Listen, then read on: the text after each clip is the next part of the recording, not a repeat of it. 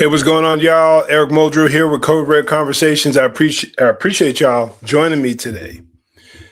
As you can see from the thumbnail, today's episode will be talking about the Alex Pretti case. And I don't want to waste much of your time. I want to jump right into things. Let me give you a quick breakdown of what we're going to be doing today. This case, obviously, as every shooting or every recent use of force or deadly force situation, has basically split our country up, which is no surprise. Most people fall they fall on either side depending on their political perspective or maybe their personal experiences. And again, we'll be going into detail of what we actually know at this time. We'll watch a few videos of the incident. Not every video. I'll do everything I can. Most of the videos don't show anything graphic, so that won't even be a concern. If I do have a video or two that may show a little bit more, I'll speed past that just because I don't want to deal with the censors from YouTube or Instagram or Facebook. And where's that coming from?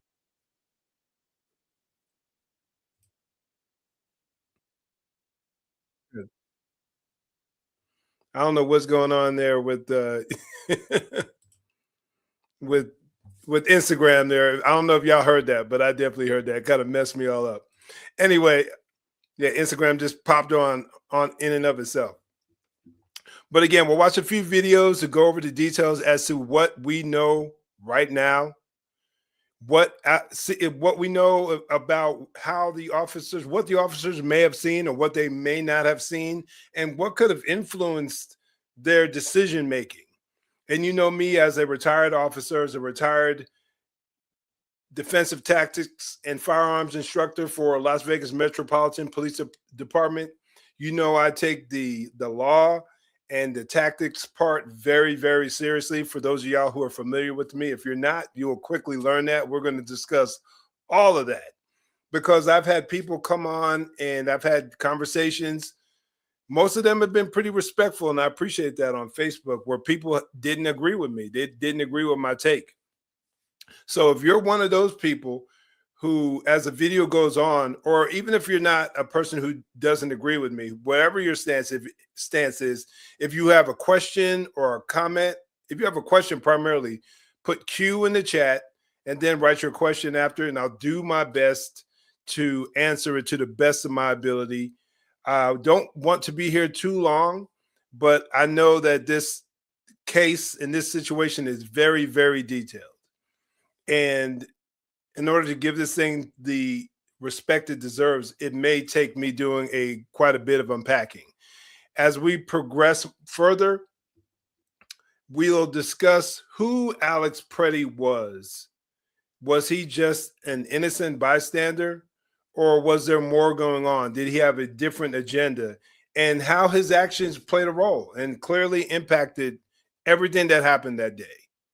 So without further ado, let's jump into the first video here. I'll pull this video up real quick. Again, I appreciate y'all for joining me. This should be a very, very interesting conversation here. The first video will show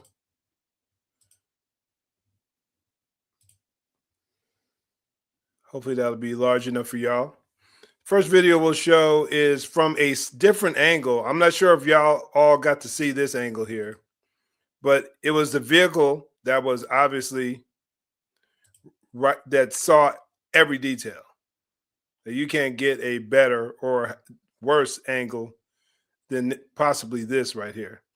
I don't think I can get it any bigger. So hopefully this will work for y'all. Let me see your perspective here. Yeah, that should work. That you should be able to see that. I was hoping to see if I can get it a little larger. But let's go ahead and play it. Whoa!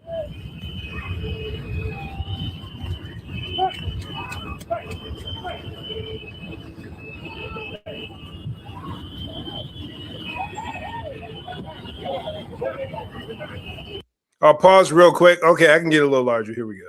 I'll pause really quick just so you can see what was going on, and you'll be able to hear one of the agents yelled gun, gun. But here you see Alex Pretti physically getting involved in this officer's attempt to arrest or detain this woman. And and as much as a lot of people like to gloss over that, that is a huge factor. And we'll talk about that here shortly some more.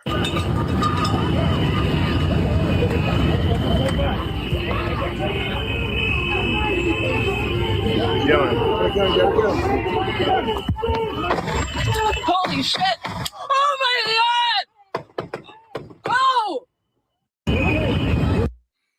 So here you hear multiple shots going off. I hope you heard that. I definitely did. I heard multiple shots going off. So what I want to do is share with y'all the next video. And again, like I said, we'll have multiple videos being shown. So I'll share with you the next video. And this one here was, let me see, which one will I show here? Okay, I'll share this video where Megyn Kelly was talking about it, and she shows a different angle here. This is the angle that most of us have seen primarily. This is the one that was initially shared the most. And then we'll start going into details and start slowing things down just a little bit and having a bit of a deeper conversation. Make sure this is up on the screen. Perfect. But an account on X called AF Stream Watch took that video and stabilized it so it does not move around so much. They also slowed it down. All right, going to show this video. In it, you see more clearly that the agent wearing a gray coat has his hands near Pretti's backside, near his belt area. It appears that he grabs something, likely the gun, but another agent blocks the camera shot at that exact moment, so we can't say for sure. An agent screams he's got a gun or gun. The agent in green goes for his own holster and draws his own sidearm. The agent in the gray coat turns around and runs from the scene with Pretti's gun.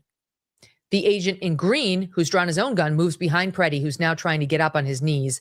It's then you hear the first gunshot. And now here is a slow down soundbite of the agent screaming about a gun. Listen.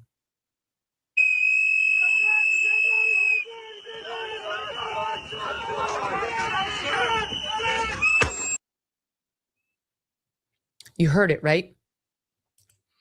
Yeah, you heard him say, got a gun, got a gun, got a gun multiple times. So I'll stop that video. And I want everyone to understand, really get an understanding of how nuanced this thing is. It's not as simple as and cut and dry as a lot of people want to make it out to be. It clearly is not. And honestly, I don't think, and I would dare say that few police uses of force are simple, are cut and dry. I don't know why Facebook isn't showing here. Facebook is supposed to be up. For some reason, it isn't. This whole thing is such a pain. I don't see what's going on here. Anyway, let me continue. But yeah, I was supposed to be up on Facebook as well, like right now. So anyway, yeah, but let me continue. So most police uses of force are not simple. They aren't cut and dry. They're very complicated, especially when you're dealing with a lot of people. I had a discussion with someone just yesterday who was talking about, well, the officer should have seen this and he should have seen that. And my argument was not necessarily. That's not necessarily the case. Let's see if I can add Facebook here real quick.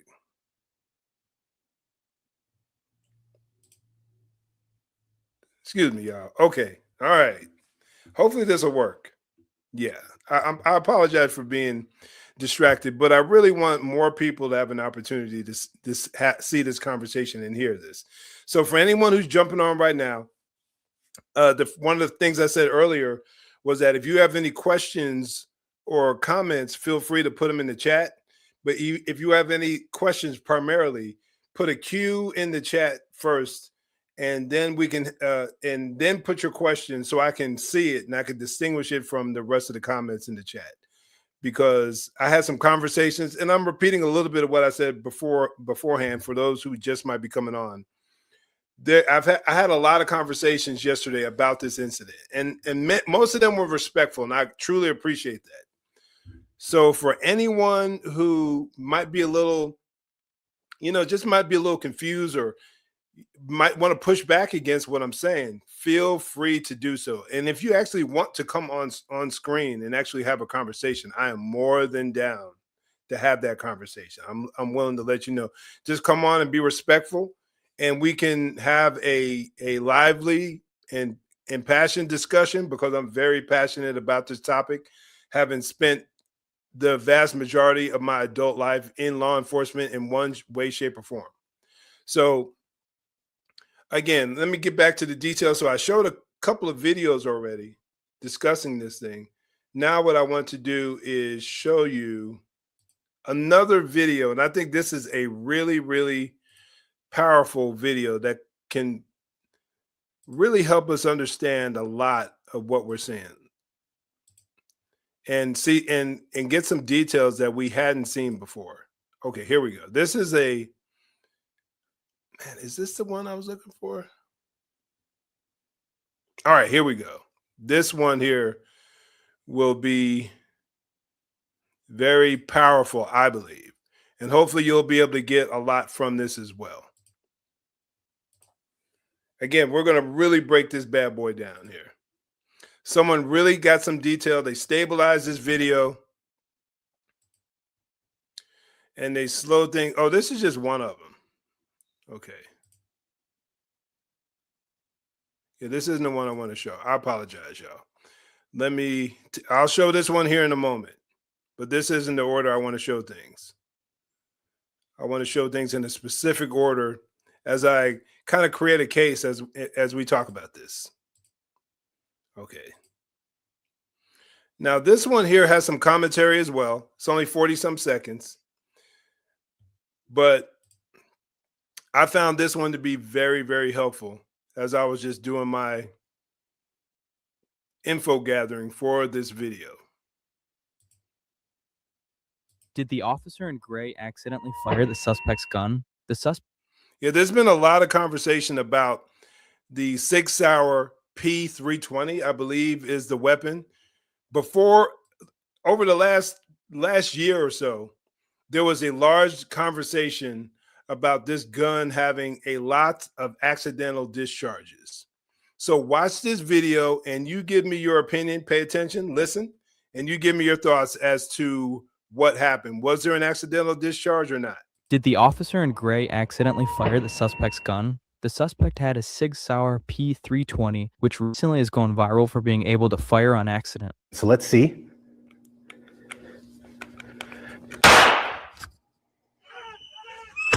After hearing a gunshot, the officer in green seems to be confused and then fires 3 shots into the suspect. Let me back that up real quick and show that again.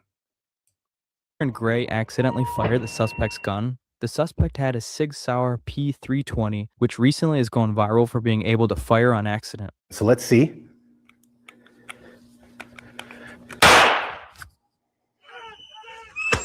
After hearing a gunshot, the officer in green seems to be confused and then fires 3 shots into the suspect.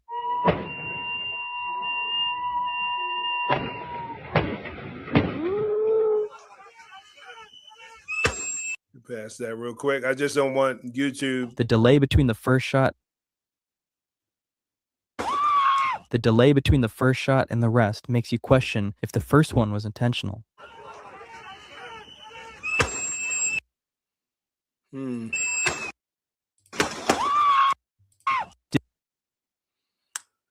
don't know. What do y'all think?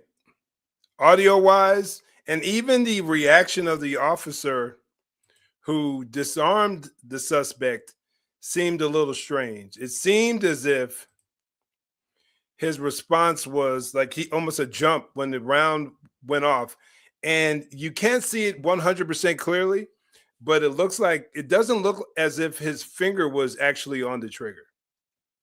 It looks like his hands were away from the trigger. And again, this was a conversation that was being had last year as to whether this 6-hour P320, let me make sure that's the proper weapon. I think that's it. Yes. I don't want to be giving another firearm a bad name. But yeah, the 6-hour P320 had developed a reputation of having ADs, accidental discharges, as you see in the video right here, that the guy doing the demo showed. Now he messes around with it. There's another portion where he just squeezes the barrel portion of it and the round goes off. Now he does some setting up in order to get that going, but it doesn't seem like it's the safest firearm. So let's take that into consideration of everything that's going on. Oh, let me show you one more video. Excuse me. Let me show you one more video as I talk about how or why the officers, the agents might have responded the way that they did. This is the Rumble video that I was getting ready to show you.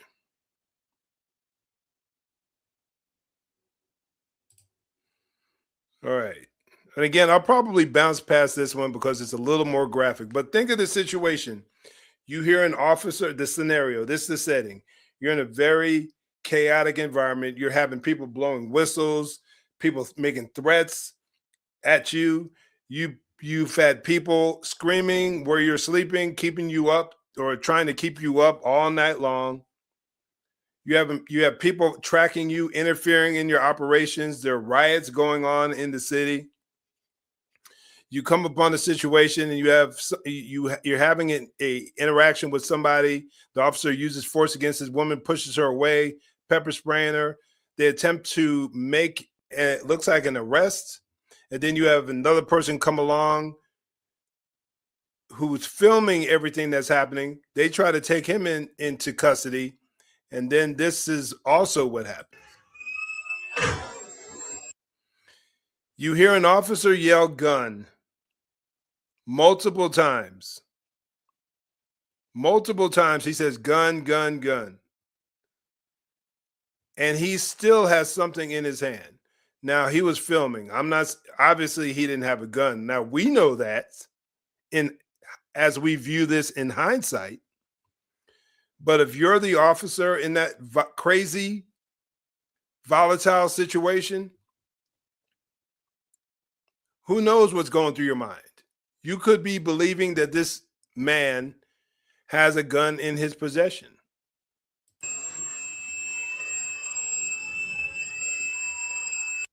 I'm not going to show that, but you see in his right hand, there's an object. And in a heightened, highly stressful situation, you don't know what he might have believed. Now, and right here, it says, reaches for his holster. Now, did he? I don't know. I can't, none of us would ever know. But after hearing "gun, gun, gun" multiple times, is it possible that the agents believed that's what he was doing with his hand motion? If you're in a different position, is that being unreasonable to believe that that's what the officer thought that he saw at that time?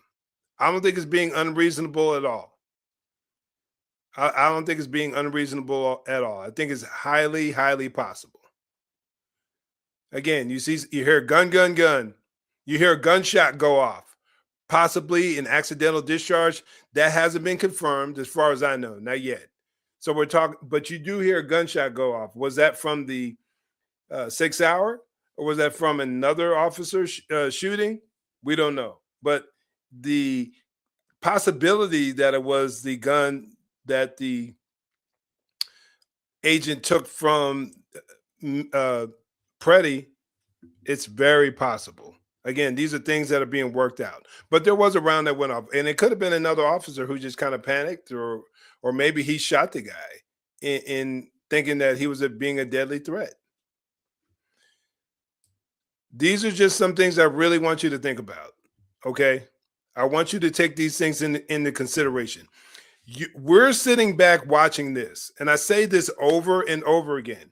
We're sitting back observing this entire situation, thinking we know how these officers should have responded, when we don't have the luxury of hindsight, or they didn't have the agents on the scene did not have the luxury of being able to slow the video down and so they can determine what's the appropriate amount of force. What they have is everything that's going on at that time, and the things that led up to that play a role. They absolutely play a role. So we can't dismiss that. We truly cannot dismiss those factors. So let me share with y'all, when I was talking about the mitigating factors or things that may have impacted the officer's decision making at the time. And those of y'all who are familiar with me, I'm pretty sure you know where I'm going, because I discuss this every time we have a use of force that gets people up in arms. Now, I have no issue with people having questions, none whatsoever. I think it's a good thing. But when people start assuming and acting as if they know what should have went down, especially those people who have never once put their livelihood, put their lives on the line potentially, I just think you're just being foolish. But thankfully, the courts agree with me and don't agree with the average citizen sitting back from the comfort of their living room or watching these videos from their cell phone dictating what these officers should have done or shouldn't have done. So that takes us to case law, which is always important. And if you want to have a better understanding of police uses of force, you would do yourself a tremendous service by studying and learning about Graham versus Connor, and another case, Tennessee versus Garner, that I probably won't be getting into in this case. But real quick, I'll read a bit of it. Graham versus Connor established the three-pronged test for evaluating whether a police officer's use of force was constitutionally excessive under the Fourth Amendment. Okay, this test requires courts to assess the reasonableness of the force used from the perspective of what or who? From the perspective of a reasonable officer on the scene. And not only that, not only from the perspective of a reasonable officer on the scene, but without the benefit of hindsight. Hindsight is, man, I should have, would have, could have done this or that. But when that officer is engaged with a suspect, an armed suspect, now, did he pose a deadly threat at that time? It did not appear that he did. It doesn't appear so. But again, I'm making that assessment based in hindsight. But if I was on that scene, I can't tell y'all how I would have responded. And none of y'all could tell me how you would have responded. Nobody can tell me how they could know for a fact, considering every detail that led up to that. The training you received, other calls that you may have been, or other situations you may have been in, the chaotic environment of that arrest in and of itself, the chaotic nature of the entire situation going on with ICE and Border Patrol seeking to get all these people out of our country. All of those factors play a role, every one of them. So for anyone to tell me or say that they know for a fact what they would have done, you're not being realistic. You're being delusional. All due respect. You're not being straight up, because you can't tell us that. So the three-pronged test that the Supreme Court established, these are three factors that determine whether an officer's use of force is appropriate or not. It's the severity of the crime at issue. That's the first one. Courts consider whether the offense involved violence or threatened serious harm. And again, all of these factors don't need to be met necessarily right at the same time. One of these can supersede the others. Number two, whether the suspect posed an immediate threat to the safety of the officers or others. This includes evaluating whether the suspect was actively resisting or attempting to flee. And there was he was literally getting in the way. He was clearly obstructing these police officers, these Border Patrol agents, attempt to arrest or put this woman in, trying to control this woman. He physically got involved in that. And I'll show you another video here shortly that even goes into a bit more details. And it's a point that I didn't notice, but it'll be very clear. At least it was very clear to me once I show it to you. And 3, whether the suspect was actively resisting or attempting to flee or evade arrest by fleeing. It says the level of resistance or flight, it influences the justification for force. So the guy's attempting to obstruct, or he is physically obstructing these ICE agents or these Border Patrol agents from doing their job. They're there lawfully. They weren't there unlawfully. It was a just operation that they were on. He was, again, resisting. He's obstructing. He's resisting. And then he seems to be resisting while they're attempting to take him into custody. The officer yells gun. And then he's there with a cell phone in hand, getting involved in a police activity while armed. And I also heard that he was not in possession of ID or his CCW. So all the way around, his actions put himself in a situation where these officers felt forced to make a split-second decision, which unfortunately ended his life. It's sad, but at the same time, it was highly irresponsible on his part to do what he did, knowing that he was armed, knowing the situation going on around him. I just think it was really dumb, honestly. That's my honest opinion. And I don't mean to come across as cold or heartless or anything like that, but his actions were about as foolish as one can get. No one, of course, was he justified as a legal CCW holder to bring a gun to a protest? Absolutely. But he was already in the wrong for not having his ID. He was already wrong for not having his permit. And what made it even worse was you decide to physically get involved while armed. That's about as dumb as you can get. There's just no way of getting around it. Again, let's continue on here real quick. It says these factors are not exhaustive and must be evaluated in the totality of the circumstances. As I was mentioning, everything going on plays a role. It's not just one point, it's everything. With regard to split-second decisions, officers often face. So when it comes to reasonableness, it says inquiry is objective, meaning it focuses on what a reasonable officer would have done, not the officer's subjective intent. So their intent is kind of irrelevant. It's like, were their actions just or not? And then, yeah, I think that's the primary point right here. The primary point, I wanted to mention to y'all is the reality that is the standard that law enforcement has, that the Supreme Court, and I'm thankful that they did, because they honestly they give the officer a fair shake.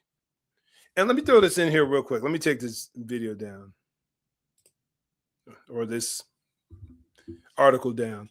I heard a Green Beret, or I saw a thumbnail. I didn't listen to the entirety of the video, but I saw a thumbnail of a Green Beret who said Border Patrol or ICE, they love murder. He actually said that. And I find that really odd coming from a Green Beret, a guy who saw combat. I find it odd, not because of him giving an opinion, but as police officers, I don't know any agency as far as your typical beat cop, typical cop on the street. I'm not talking about a SWAT guy, especially in some of your larger cities. But I don't know any beat cop that has any amount of training that even comes close to equaling what a Green Beret does as far as tactical training. It is not even on the same level. And we have a completely different job and completely different function as somebody in a combat zone. Rules of engagement are quite different. That's just how it is. The Graham versus Connor, Tennessee versus Garner, they dictate whether or how and why and when an officer can use force and when it's considered just or not. You don't have to wait until someone shoots you. And I've heard that happen. I've heard that being stated by many soldiers who were in combat zones. They said you can't shoot unless you get shot upon, which is insane to me. But it was just really disappointing hearing a guy with that level of experience making a statement like that. Because I know, and I was an instructor as a police officer and as a corrections officer. I didn't get my firearms and defensive tactics instructions or I didn't get certified as an instructor with firearms or defensive tactics until I went out to the patrol side, like my last 8 years on the job. But it was very common. It wasn't even remotely uncommon for our training sessions to get canceled. Like we had a mandatory hold your horses, like hold on to your hats, a mandatory 40 hours of training each year. Now that doesn't include the academy and in other types of training and stuff like that. But we had a mandatory 40 hours of training that we had to conduct every year as cops in Las Vegas. And we had on the patrol side of the house, I think it was every other week or every 2 weeks. I think twice a month we got a couple of hours, or if we were really blessed, we got a full shift where we were able to do training. But the times where that training had to get canceled because we had other situations going on, the holding calls for service got too big or too long.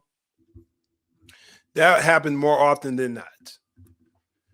But a guy like me, I was just somebody who was kind of obsessive when it came down to training. So I was always trying to encourage my guys, the guys on my squad, to come train with me, because me and another officer would often go to the range on our own time, on our days off, just because we wanted to get better. We wanted to improve.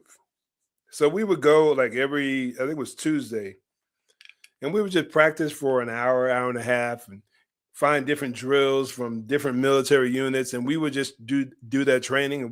And both of us were firearms instructors. So we were just inviting guys to come down. But the sad reality was most guys didn't. Most guys and gals didn't. But we were just passionate about coming home. We were coming home and protecting what we thought needed to be protected, he and I. But we were outliers, no doubt about it. And the department didn't make it mandatory. And there were times where some of us as firearms instructors would try to increase the standards, make it a little tougher for people to go out there and be on the streets, people who carried weapons. We tried to raise the standard, but we always got pushback all the time. Anyway, I just wanted to share that with y'all. So let's check out this next video here. And let me share this video as we discuss the environment that these agents and officers have been finding themselves in over the last year. I'm just shutting down some of these extra videos, extra tabs. Let me share this video with y'all as we discuss the environment that these officers are having to put up with. It's really ridiculous. But it should help give us an idea of what's out there. See, I've been fully activated. I'm going to head back east. Some random TikToker that the Libs of TikTok X page found. We need to go to DC. Shit needs to get done. Here's the thing that I need for protesters and everyone to start realizing, okay? We're at war. The protests are over. There's no more protesting. This is combat now. So when I come onto the field, I'm not screaming at people that are going to assault me or pepper spray me. Like, no, this is combat. I'm going to engage them in combat because we have shit that needs to be done. This is how we get shit done. Okay? We're not protesting anymore. We're fighting. You understand? Like, I need for you to stop with the signs. And I need for you to get shields and swords of the pew-pew kind. Like, I need for you to wake the fuck up. We're at war. It's wartime. It's time to go to war. You know how your military father or your military friends were always telling you freedom isn't free? Like, you're about to find out. Like, you're about to get it. So figure it fucking out. Stop protesting. It's fight time. Okay? I'll see you there. I really want people to understand what these officers are having to deal with, these agents. I really want that to be as clear as possible. They're dealing with people, they're dealing with a radical group of people in many instances. Now you have probably a large scope of what motivates these protesters. Some people just sit back and watch MSNBC and CNN and they just want to get involved. They feel like they're being an activist and they believe everything that the mainstream media tells them. You have some people who are out there who are doing it because when you're talking about the politicians, they have a political agenda.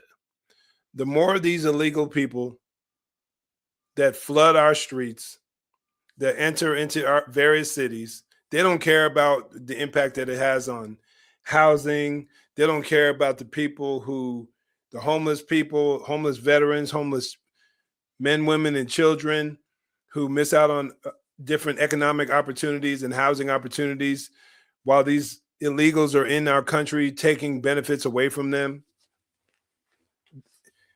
And you also have the aspect of the politician like Tim Walz and Jacob Fry, who want people to focus on what ICE is doing and Border Patrol and not look at all the billions of dollars of fraud that was recently uncovered. And then you also have again, the fact that the more bodies that are here, the more electoral seats that many of these politicians get, which turns into congressional votes or congressional seats. This is a power play for a lot of the politicians. But then you also have the radicals who don't think our country should have borders. They think we should allow anyone in who wants to come in. And they want them to be able to do whatever they want to do because they hate America, because they look at America as a capitalist society.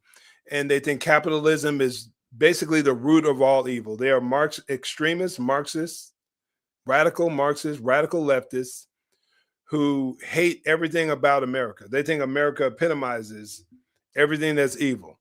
And they look at capitalism as a great sin.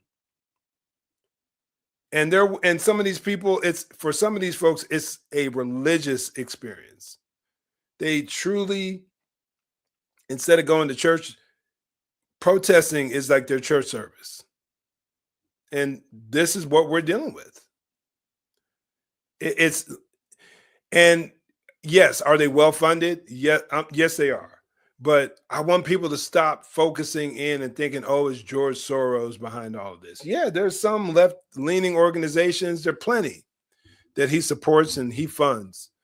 But when you get further and further left and you really get deep into it, you have these people are self-funded. You have individual cash donors. You have people who are just they're down for the cause and they're giving them their money. And they're allowing these folks to do what they want to do and get out there and do their thing. Ron Pepper says, Tim Walz wants violence. I agree. He wants violence. His rhetoric has been so irresponsible, it's disgusting. calling these people the Gestapo. He referenced children are hiding in their homes like Anne Frank. I really wonder if he truly believes that. Is he that indoctrinated? Or does he know that his rhetoric will incite people to act? I truly believe that these people, and I said this last year, these people were pushing for violence. And when it finally took place and when it finally happened, there are plenty that were happy. They're happy that someone lost their life because that's how deep into this cause they are. Because now they feel like they have leverage. They're in a situation where they can use that for their political gain or social gain. Power and control, Lon says. That's exactly what it is. Power and control. And until we get to the point to where we start understanding that, we'll never get it. I mean, we'll never get it.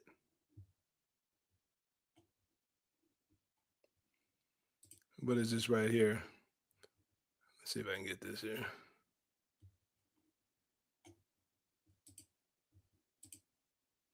Nobody's hiding. They're confronting law enforcement. That is the opposite of hiding. Exactly.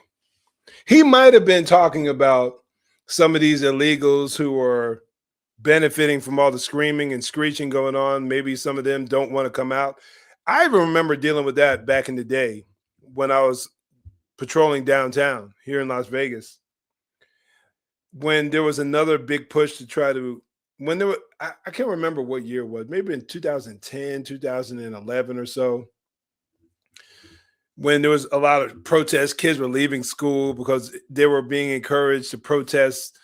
It was when they were trying to figure out the whole Dreamer thing was going on. I think I can't remember Bush. No, it wasn't Bush. Because Obama came in office in 2008.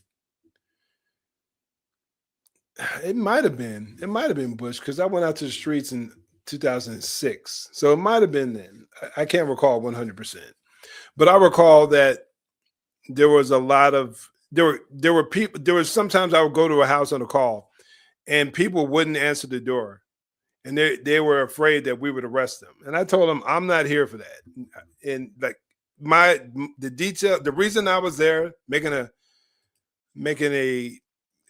contact at their home, there was something else going on. Maybe they might have been a witness, or maybe there was a complaint coming, or a 911 hang up or something like that, 911 disconnect. It was, but there were a lot of people who didn't want to answer their door. It happened. So I'm thinking that might have been what he's talking about. But let's get back into the video here. So you have people thinking, I had someone tell me the other day, or say to me,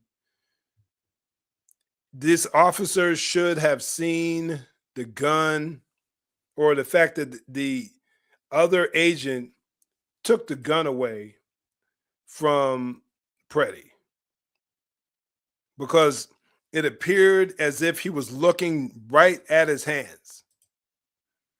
Now, is that possible? Yes, it's possible. But is it likely? I don't know.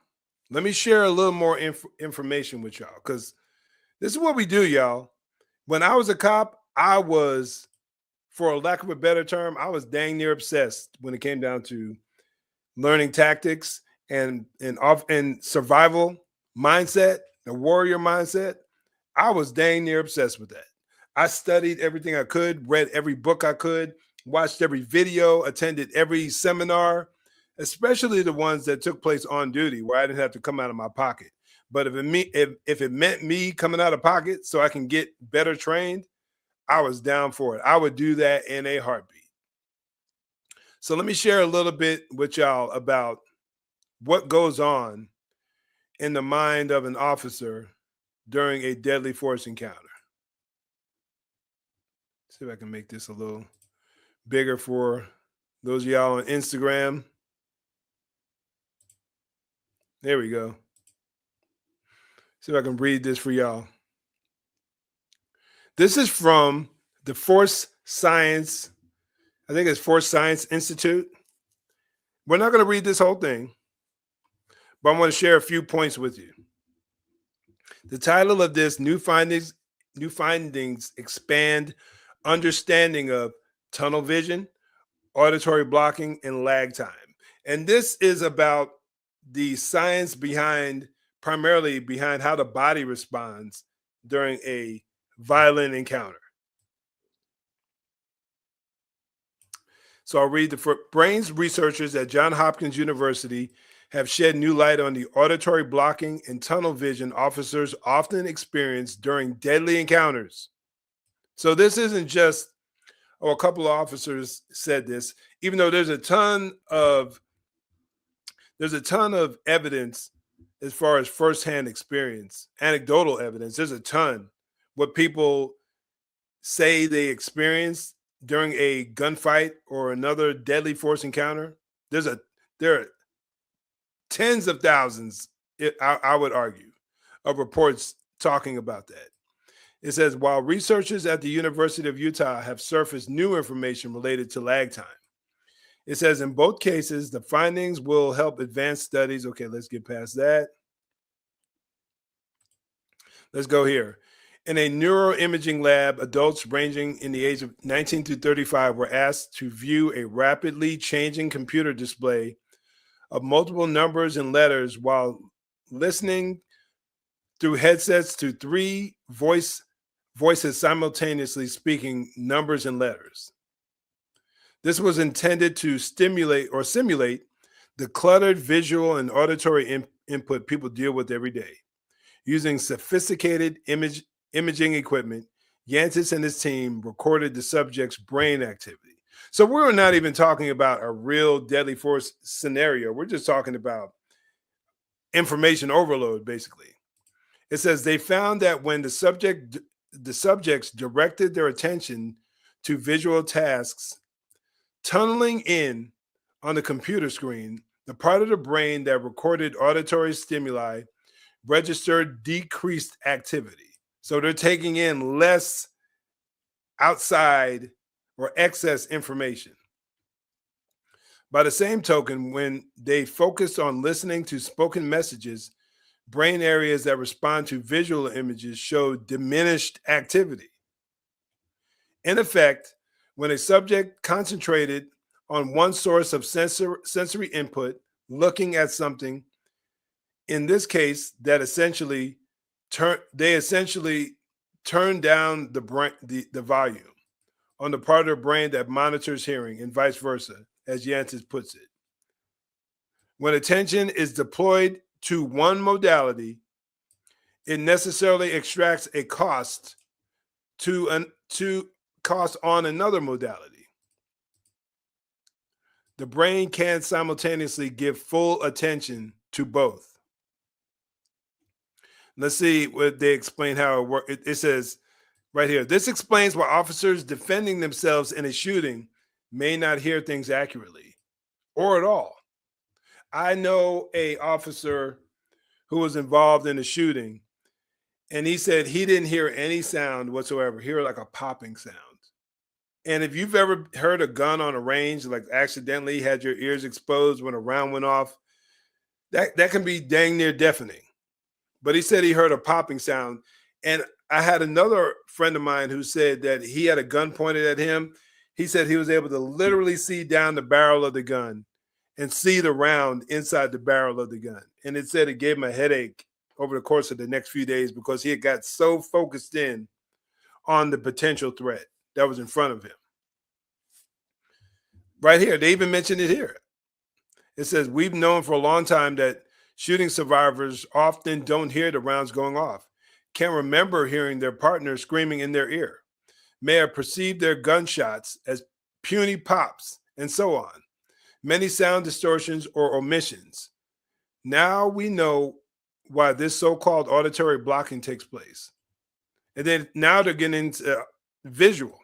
Likewise, we understand why they may not see something within their field of vision.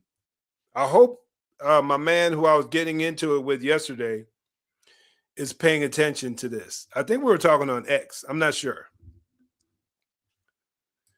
where their partner was standing, where civilians were, when they are focused on listening to audible stimuli. And we know that these phenomena are real and an unavoidable part of the human condition, not just something cops imagine. So I'm sharing all this with you to let you just consider what these agents, what officers deal with, especially this agent in this shooting. If you hear gun, gun, gun, I can only imagine the adrenaline rush and the fear and the heightened senses and the focus that took place in his mind when all this was going down. I can only imagine what he was going through. I've been in situations where the potential for me getting shot or one of my partners getting shot or someone else getting hurt was real. But by the grace of God, I've never been in an actual shooting myself. When I was in the Army, we were deployed in Desert Storm and we heard rounds going off and we thought we were near a Scud missile attack. But I was never, as far as I know, in a situation where it was clear that the threat was coming my way specifically. And I'm thankful for that. But we've been in some situations we've all, or most of us, especially out here in Vegas, we've been on some calls that were pretty tense, no doubt about it. Robbery calls, armed suspects who just got finished jacking a casino or a bank or something like that, and you're hunting them down, or you're looking for somebody who just robbed someone violently or murder suspect, and you have to hunt them down. That's a real part of the job. And I really want people to take that into consideration. I really want people to start thinking about that. Because when it's all said and done, let me bring y'all back here. I don't know why I'm not showing up here. There we go. Because that's part of the real world that these officers face. And I keep saying it, and I'll say it over and over again. You sitting back watching these videos from the comfort of your home and making an assessment is irrelevant. Irrelevant. You weren't there. I wasn't there. I'm speaking on someone who's actually had some training in that area, who trained other cops, and who's been in a couple of calls where there might have been a pucker factor or two. All right, let's continue on. There's another video I want to share with y'all where they were talking about Alex Pretti and people's claiming that he was just there filming what was going on. That was it. He wasn't trying to get involved or anything like that. Whoops. Here we go. He wasn't trying to do anything, harm anybody. I think this video right here may show something a little different. Now, keep in mind that these officers, these agents, were attempting to pepper spray this woman. And look at what he's doing. Look what he seems to be doing. He pushes the lady back, and the agent over here with the gray pants who pushed the woman, he's got pepper spray in his right hand, I believe. And look at what Pretti seems to do. Like he's trying to reach in.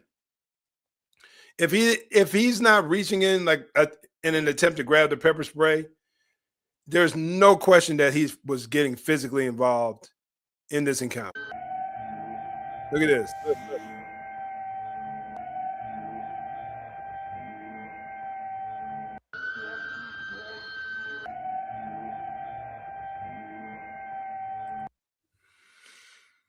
Doesn't look so innocent to me. Call me crazy, but doesn't look so innocent to me. And if you're not convinced by that, that's fine. But we've also found, and there was a guy, and if you're not familiar with Cam Higbee, He is a independent journalist that's been going around following ICE, but he just films these protesters and reports on what's really going on during many of these violent encounters. These protests aren't as innocent as the mainstream media would have you believe. They simply aren't. So he managed to infiltrate, for lack of a better term, a signal chat. And lo and behold, who did he find in it? And if you want to, I can share the link with y'all. But and it's going all over. It's all over, especially more conservative media. It's all over the place. But lo and behold, who did he find? Whose name did he find involved in these chat rooms? So I can pull this up here real quick. Here we go. I'm not sure if you can see it. It might be a little small. If you can't see it, I'll read it for you. Yep. But in this, it's a very long thread. But the Cliff Notes version of it, he says on the right, we obtained logs of a signal chat now marked leave chat, delete chat, where an anti-ICE, if you can see on the right over here, if this is on the page, hopefully this is on the page, if y'all can see that. Yeah, here we go. I want y'all to be able to see this.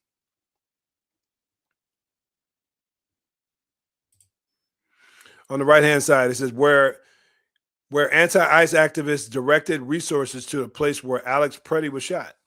We've ID'd a user who went by Alvin Q, who may have been Pretti, and a new video.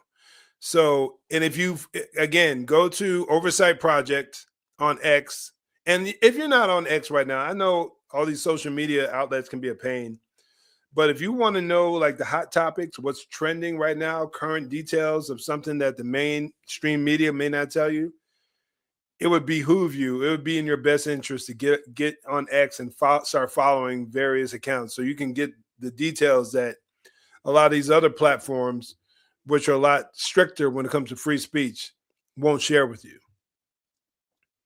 But if you scroll through this whole chat, you'll see where they seem to have identified Alex Q. He goes by Alvin Q. Pretti. It says, which from data breach, he says Alex Pretti used for a Twitter account he appears to have created back in 2016.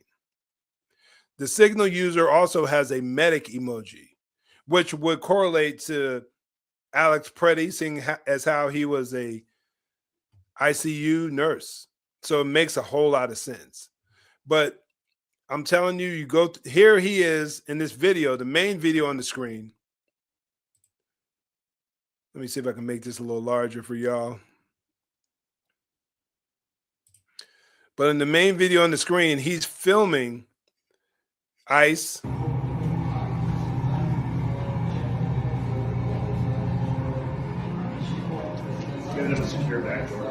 Border Patrol.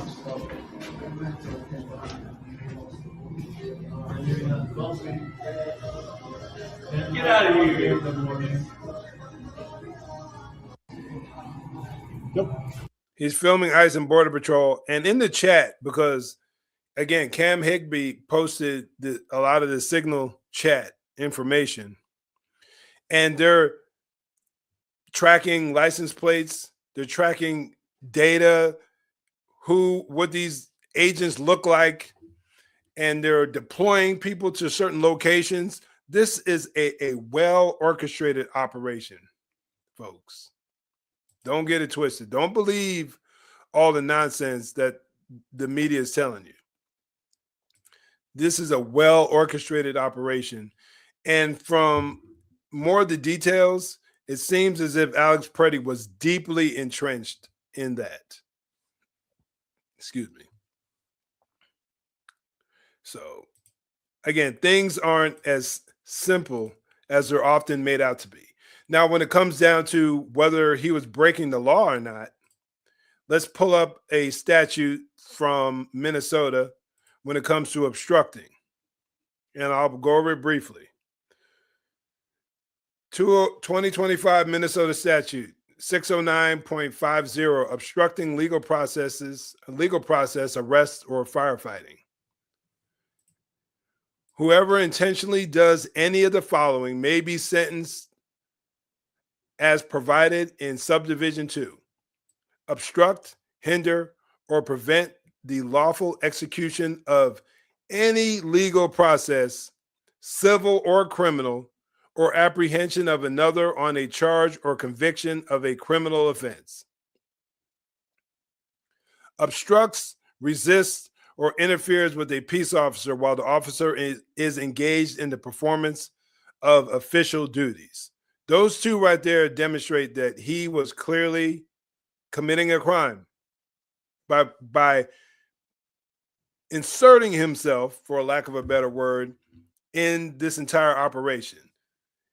And I honestly believe that all the whistleblowing and everything going on, that could be considered obstructing. But he took it a step even further. And it says the penalty, a person convicted of violating subdivision 1 may be sentenced as follows. If the person knew or had reason to know that the act created a risk of death, substantial bodily harm, or serious property damage, or the act causes death, substantial bodily harm, or serious property damage, to imprisonment for no more than 5 years. So if their actions could lead to death or substantial bodily harm or serious property damage, you could be looking at a felony offense. If the act was accompanied by force or violence or the threat thereof and is not otherwise covered by clause 1, to imprisonment for no more than basically just under a year. So you're looking at gross misdemeanor. So let's just dismiss this idea that he wasn't committing any kind of crime. Clearly he was. There's just no debating that fact. He was clearly committing a crime. Let me see here. Let's look at a couple of comments. Blaming the agent is scapegoating. This guy brought a gun to a protest and it's his fault. 1,000%. There's no getting around that.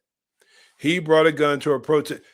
Bringing a gun to a protest, if that's what you want to do, cool. But the moment you get involved, you insert yourself physically in police activities and lawful police actions, that's a whole different problem.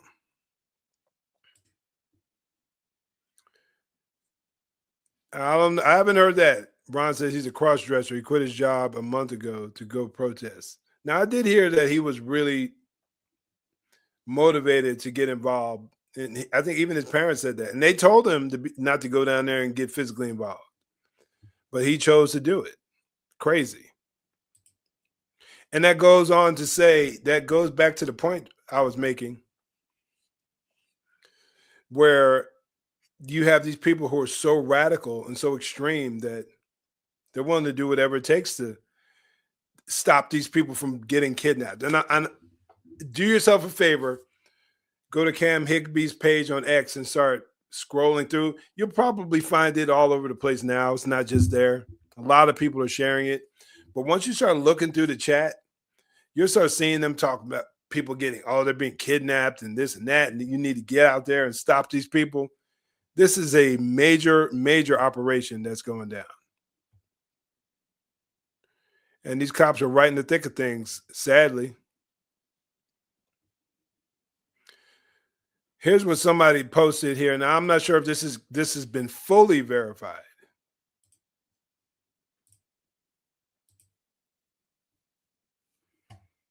Let's see if this is it.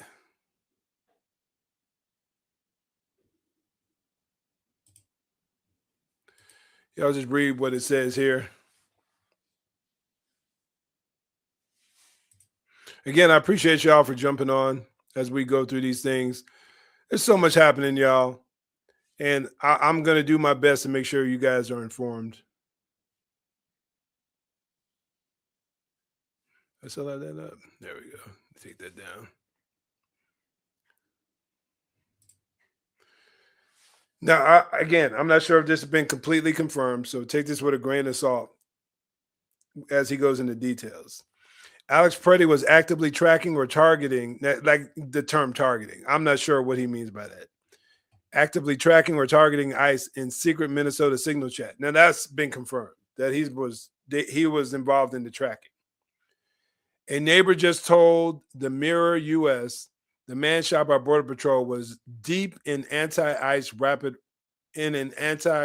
rapid response signal network designed to hunt down agents, dox them, swarm locations, and interfere with the operations. Now, these are some of the details that I'm not 100% sure of. That's what I'm saying. This is like alleged. And as far as I know, it hadn't been completely confirmed.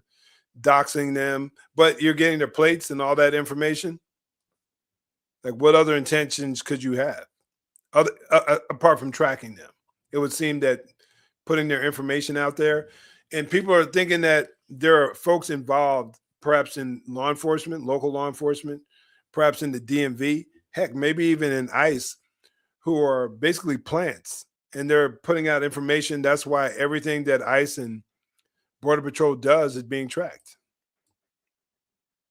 Says independent journalist Cam Higbee, as I mentioned before, infiltrated the group and confirms it. This wasn't a random bystander. He was part of an organized resistance coordinating harassment against federal law enforcement. Signal Gate is real. Pretty wild, y'all. Pretty wild. What's he share right here? Another shooting in Arizona involving Border Patrol today. I didn't hear about that one. I'm going to have to look into that. But I'm telling you, that's what these people want. And I heard that Trump is, now it depends on what media outlet you listen to. On one end, you're hearing that Trump is backing down. And then on the other side, you're hearing Walls and Jacob Fry are backing down. I don't even know what's going on. If y'all know, let me know. But I don't even know what to believe right now. Things are just so dang backwards. It's ridiculous. And if Trump is backing down because he's getting cold feet because of everything that's happening, I'll be disappointed, because I think they need to continue doing what they're doing. We need to get these people out of our country, these fraudsters, these people who have entered our country illegally, putting a drain on our economy, threatening our citizens. Yes, crime is real. Yes, there's more crime coming from the illegal immigrant side of the house. Typically, when I discussed this last week in my previous live video, where I talked about how it was Don Lemon talking, basically saying that immigrants don't commit as much crime. But what they do is they combine the legal immigration with illegals, and therefore it distorts the numbers when it comes to the amount of crime committed by illegal aliens. But when those numbers are looked at fairly, there's no doubt about it that illegal immigrants commit more crime than the average American citizen. There's just no getting around it. People want to spin a tale and want us to believe their agenda. Let me share this one image with y'all. One more thing. I've also heard people making a comparison between the Kyle Rittenhouse encounter and this whole situation here. For those of y'all who don't know, these cases were completely different. The similarities were that you had armed individuals in chaotic locations. But that image right there, when confronted by the police, what did Kyle do? Kyle walked up to the police with his hands up. He wasn't trying to impede any legal activities. The whole reason he was chased down was because he was trying to, one, he was there to try to protect people, like a friend of his property, because riots were going on and basically the whole city was being burned down. And the political left tried to use him as scapegoat him and use him as a to represent white supremacy. When he was, if it wasn't for the one individual, an independent media guy, journalist out there filming the whole thing, this young man probably would be serving time in prison right now, unjustly. And the reason he was chased down was because I can't remember the guy's name, but one of the guys was setting things on fire. It was like a dumpster. He was setting it on fire, and Kyle went over there and put it out with a fire extinguisher. And the one guy, pedophile, a drug user, dude that just gotten out of jail, maybe prison, but at the least he just got out of jail. He had already told Kyle, was angry at him, that for no reason said that he wanted to hurt him, that he was going to kill him. After he put out the fire, dude started chasing him down. Kyle was running from him. He was running from the potential threat until he got cornered, fell down, and then the guy was coming after him and he shot him. He threw something at him and he shot the guy. And then he tried to run from the rest of the crowd and they chased him down. He falls, he gets hit with a skateboard, and then he starts shooting guys to protect himself. As opposed to you being involved in a covert operation to track, possibly dox, and interfere in lawful police activities. These two situations couldn't be any further apart, couldn't be any different. So do me a favor, try to use some critical thinking. Please try. Pick up a book if you have to. It just shows you how far we've gone as a society. And I know this isn't anything new. The Bible says in Ecclesiastes, there's nothing new under the sun. That is so true. Mankind is flawed. We're sinful. We're prone to follow after things that just move us individually, whether it's rational or not. It's irrelevant in a lot of situations. All I'm asking is that we would use our heads and we would start thinking more critically, and we would stop being led around by our noses and by our feelings. My goodness, like, it's so frustrating for me. And I don't know about y'all. I have to pray for a lot of these folks. I have to pray for these folks because it makes me so angry when I see some of these foolish responses on social media or from the mainstream media, vilifying law enforcement who are doing the right thing. Every time the election gets around, if there's a Republican in office, the Democrats use law enforcement and they turn them into the enemy. And then when something evil happens, one of these officers gets gunned down, they're trying to act like their rhetoric played no role. They do it every single time. So I'm just asking everyone, like within the sound of my voice, watching this video, any one of these videos, whether you're watching on Facebook, YouTube, wherever you are, anybody watching me, I appreciate y'all being here. But please be critical thinkers. Do not allow your emotions to drag you into, down just some ridiculous path where you just start believing anything. And be patient with coming to your conclusions. Stop jumping to a conclusion and saying what you know happened. Man, there are things that are coming to light, things that I found out just doing my own research and I shared with y'all today. And this thing happened 3 days ago. Slow it down, y'all. That's all I'm saying. Slow it down. George Floyd was another situation. You name every major police shooting, police use of force. There's the narrative, and then as time goes on, the truth slowly trickles in. We got to do better than that, y'all. Anyway, I appreciate y'all for joining me. Lord willing, I'll see y'all on Thursday. I appreciate this. Share this video if you feel so inclined. If you're not already a follower, follow me on Facebook at Eric L. Muldrow on Facebook, or on Instagram, Code Red Conversations, or on YouTube, where I'm really trying to make grow at Code Red Conversations on YouTube. And if you can give me a follow, and don't just follow me just because you want to be nice, but if you're going to watch my content, please give me a follow. And I appreciate y'all. And again, I'll see you on Thursday, Lord willing. And as always, stay safe, God bless, and make sure you join the conversation. Peace.